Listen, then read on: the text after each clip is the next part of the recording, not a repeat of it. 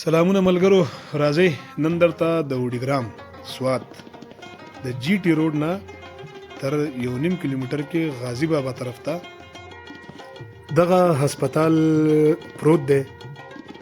دا د سترګو هغه هسپتال دی چې هر څه سره د سترګو هر یو مرض، هر یو علاج، هر یو معاینه فری کیږي او دا یو اداري ریلیز کړی دی.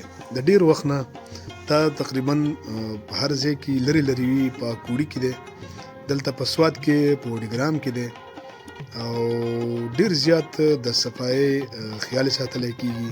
د کې چمنونه دي، ډیر ښکلی ځای دی. زموږ د وډیګرام د سوات د هسپتال چې دی د دې سره ډیره زیاته ښکلې ایریا ده، غیر چاپیره غرونه او هسپتال کې دننه چمنونه او پاکه آب و هوا د مریض زړه خوشاله ساتي. بیا د مریضانو سره د سترګو د مریض سره چې څوک راغلی وي او هغه دغه چمنونو ته ګوري نو بور کېږي به نه او صفا آب و هوا به هغه ته میلاویږي. نو ډېر زیات ښکلی هسپتال دی. په دې کې دا ګلونه دي، ښکلي ښکلي بوټي پکې دي، چمن دی پکې.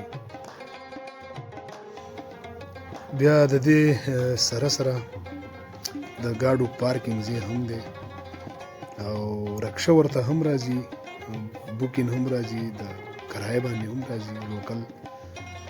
نو خپل ګاډی د چا سره وي هغه خو بیا ډېر ښه چې کوم غریب خلک وي نو هغه خو بیا د دغه ځای نه 1.5 کیلومتر فاصله ده نو په رکشه کې راتلی شي. غالبا دا 10 روپۍ اخلي د کرایه. نو که څوک بیا بوکینګ کوي نو په بوکینګ هم راتلی شي او بیا د هغو خپله خوښه ده. بهرحال نو ملګرو دننه ځو هسپتال ته چې د دې صفایي وګورو، د انتظارګاه ځایونه وګورو، د برې نه د دویم چت نه ویوز وګورو. د دې کې د چشمو دکان دی، د برې نه هم تاسو لیدی شئ د ښي اړخ ته دننه په دویم چت باندې. نو داسې ښکلي صفایي چې زه ما نه دي لیدلي چې په یو هسپتال کې داسې صفایانې دننه بیا بیډونه دي د مریضانو دپاره. هغو شپه هم کولی شي بغیر د اتوار نه، چې په منځ کې اتوار راشي چوټي نو بیا شپه نه شي کولی. نو دغه مې یو سوچ و ملګرو چې تاسو ته یې وښیم. راسره اوسئ، ښاد، اباد او بریالي اوسئ. ډېره مننه.